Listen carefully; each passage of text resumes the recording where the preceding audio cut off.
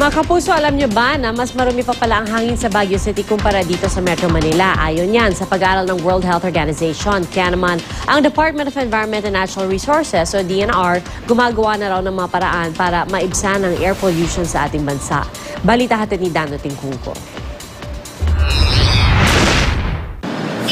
6 na taon ng kalsada ang naging kanlungan ng mga kaminerong sina Vilma at Alicia. Pero ang usok na hatid ng mga sasakyan sa lansangang ito, ang tila unti-unti ring pumapatay sa kanila. Mga ganyan, mga bus, mga sasakyan, nabubugating kami, maitim na usok. Yung usok lang po kasi kaya kami nag-aano sa ilong. Vitamins at face mask nga raw ang sandata ni Vilma kontra sa maruming hanging nasasagap niya araw-araw. Pero mukhang mas matinding proteksyon pa ang kailangan nila.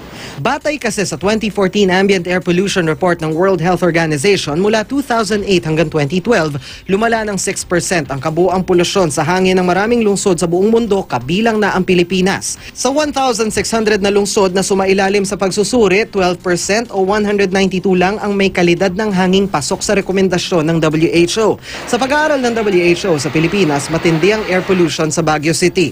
Mas marumi pa nga raw ang hangin doon kumpara sa Metro Manila at sa Cebu. Sa pag-aaral ng WHO, marami raw pwedeng panggalingan ng air pollution mula sa usok ng sasakyan, pabrika, planta hanggang sa usok na nanggagaling sa mga bahay, lalo na yung mga gumagamit pa ng uling. Ang isa raw indikasyon ng polusyon sa lungsod, malapitang makikita at hindi na kailangan magpakalayo-layo pa. Halimbawa, ito.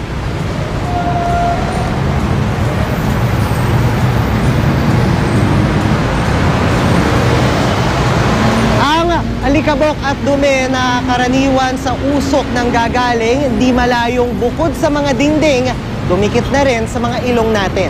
Meron tayong parang illusion in a way that since most of these private vehicles are air-conditioned, we don't get to inhale this smoke. But actually, once we step out of these cars, we still have Mga acute or yung bigla ang sakit na pwedeng makuha, syempre, chemical pneumonitis or inflammation ng baga dahil sa irritation na nakukuha niya dun sa exposure dun sa mga chemicals na yon.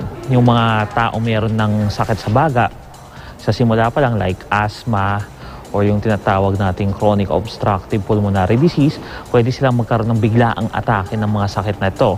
Ang DENR naman ginagawa raw ang kanila makakaya para maibsan ang problema sa air pollution. Ang level po ng pollution ng hangin dito sa Metro Manila ay napababa natin by almost 30% since 2011. At hindi lang po yan, in-expand namin ang monitoring ng mga pollution sa Metro Manila para isama na po dyan yung mga alikabok, yung mga dust particles na napakaliliit at ito po nakakasira ng ating kalusugan.